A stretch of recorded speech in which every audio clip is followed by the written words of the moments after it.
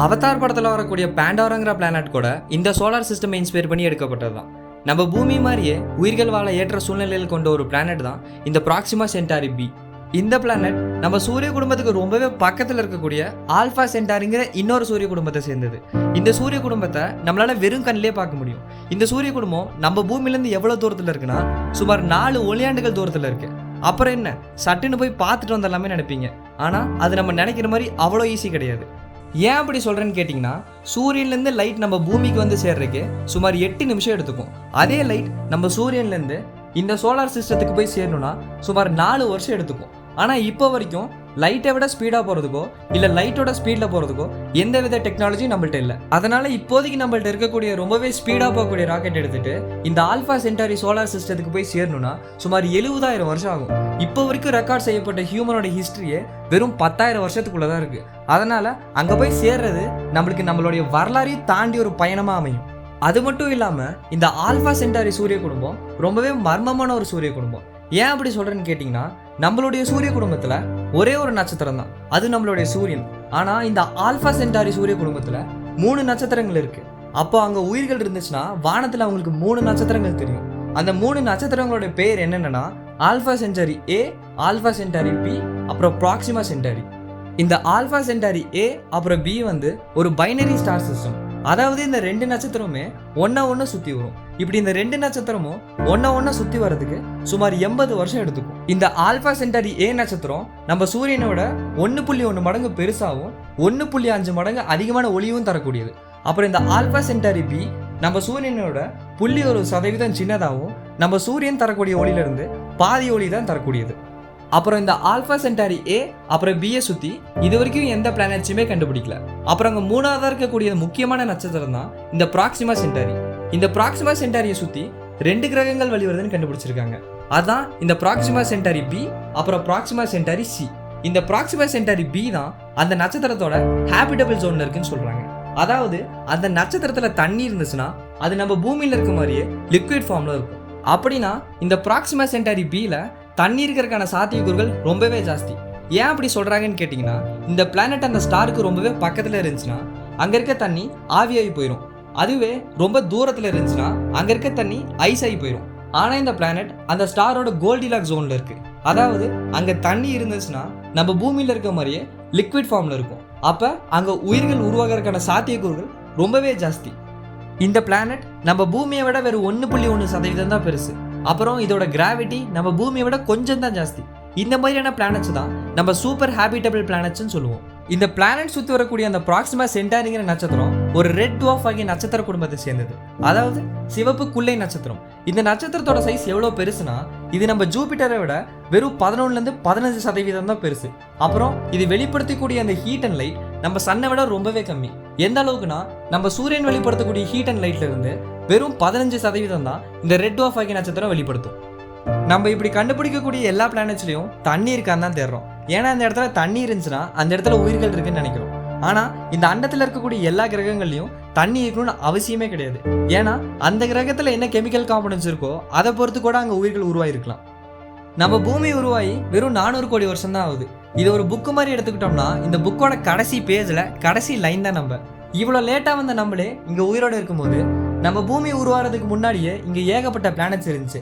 அங்கெல்லாம் நம்ம நினச்சி கூட பார்க்க முடியாத அளவுக்கு ரொம்பவே அட்வான்ஸான உயிரினங்கள் இருக்கலாம். இந்த பூமியில் இருக்க நம்ம கார்பன் பேஸ்ட் உயிரினங்கள். ஆனால் இந்த அண்டத்தில் இருக்கக்கூடிய வேற கிரகங்களில் சிலிகான் பேஸ்ட் உயிரினங்கள் கூட இருக்கலாம். ஒரு எடுத்துக்காட்டுக்கு நம்ம பூமியில் தண்ணி இருக்க மாதிரி மற்ற எந்த கிரகத்துலையும் தண்ணி இன்னும் கண்டுபிடிக்கப்படலை.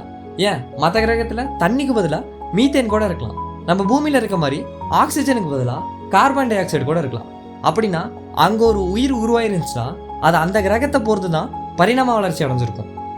ஸோ இது வரைக்கும் ஏலியன் லைஃப்பை பற்றி உங்களுக்கு ஒரு பேசிக் ஐடியா கிடச்சிருக்கும். இப்போ நம்ம ஒரு சின்ன கெமிஸ்ட்ரியை பார்த்துடலாம். இந்த உலகத்தில் இருக்க எல்லா உயிர்களும் கார்பன் ஆட்டம்ஸை பேஸ் பண்ணி தான் உருவாயிருக்கு. ஏன் நம்ம கூட கார்பன் ஆட்டம்ஸ்னால தான் உருவாயிருக்கும். இப்போ உங்களுக்கு ஒரு கேள்வி வரலாம், இந்த உலகத்தில் எத்தனையோ ஆட்டம்ஸ் இருந்தும் ஏன் குறிப்பாக கார்பன் ஆட்டம்ஸ்னால எல்லாம் உருவாயிருக்கும்னு. இதுக்கான பதில் கார்பன் ஆட்டம்ஸ்னால தான் ரொம்பவே ஸ்டேபிளான பாண்டை கிரியேட் பண்ண முடியும். இதை இன்னும் சிம்பிளாக புரிஞ்சுக்கணுன்னா 2 ஆட்டம்ஸ் சேர்ந்து ஒரு மாலிக்யூலை ஃபார்ம் பண்ணுறதுக்கு அந்த ஆட்டம்குள்ளே இருக்கக்கூடிய எலக்ட்ரான் தான் ரொம்பவே முக்கியம். இந்த கார்பன் ஆட்டம்ஸில் 4 வேலன்ஸ் எலக்ட்ரான்ஸ் இருக்குது. அதனால இந்த கார்பன் ஆட்டம்னால ரொம்பவே ஸ்டேபிளாக காம்ப்ளெக்ஸான மாலிக்யூல்ஸை ஃபார்ம் பண்ண முடியும், டிஎன்ஏ புரோட்டீன்ஸ் மாதிரி. அது மட்டும் இல்லாமல் நம்ம பூமியில் அதிகமாக இருக்கக்கூடியது தண்ணி தான். இந்த கார்பன் இந்த தண்ணி கூட ரொம்பவே ஈஸியாக ரியாக்ட் ஆகும். இப்படி இது ரெண்டும் ரியாக்ட் ஆகும்போது ரொம்பவே காம்ப்ளெக்ஸான கெமிக்கல் ஃபார்மேஷன்ஸை இது ஃபார்ம் பண்ணும்.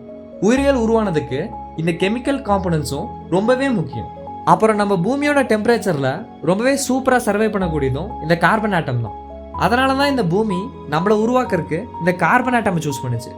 ஆனால் இந்த அண்டத்தில் இருக்கக்கூடிய மற்ற பிளானட்ஸ் எல்லாத்துலேயும் நம்ம பூமியில் இருக்க மாதிரி தண்ணியும் கிடையாது, டெம்பரேச்சரும் கிடையாது.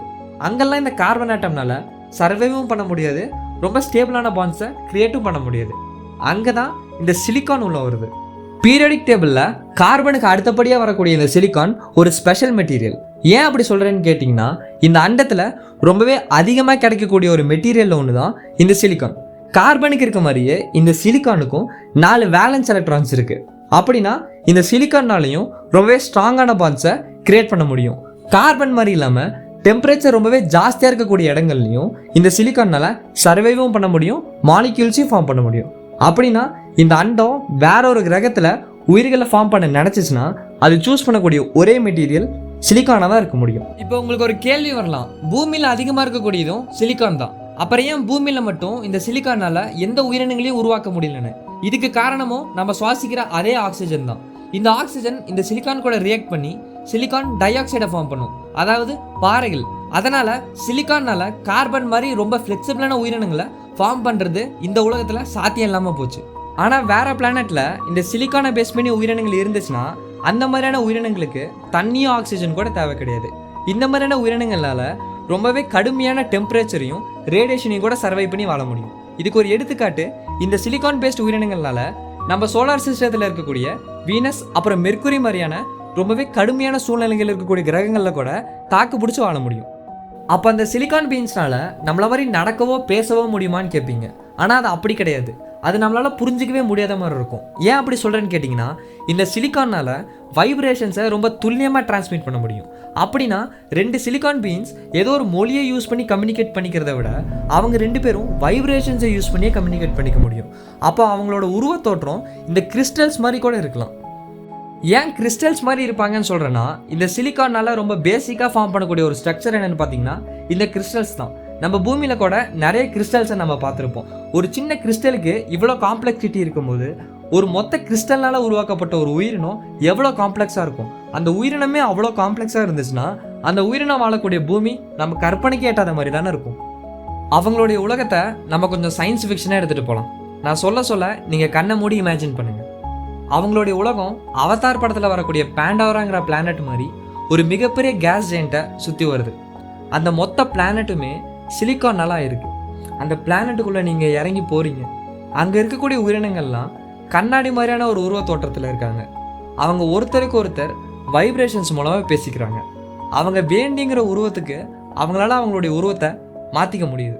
அங்கே நம்ம பூமி மாதிரி தண்ணி கிடையாது. தண்ணிக்கு பதிலாக பெரிய பெரிய மீத்தேனாலான ஆறுகள் ஓடுது. நம்ம பூமியில் இருக்க மாதிரி ஆக்சிஜன் கிடையாது, கார்பன் டை ஆக்சைடு இருக்குது. இந்த உலகத்தில் பசியும் கிடையாது, இங்கே இருக்க உயிரினங்களுக்கு சாவும் கிடையாது. அண்டத்தோட ஆழத்தில் ஒரு அழகான அமைதியான வாழ்க்கையை வாழ்கிறாங்க. இந்த மாதிரியான ஒரு கிரகத்தில் நீங்கள் வாழுவீங்களான்னு கமெண்ட் பாக்ஸில் பதிவு செய்யுங்க.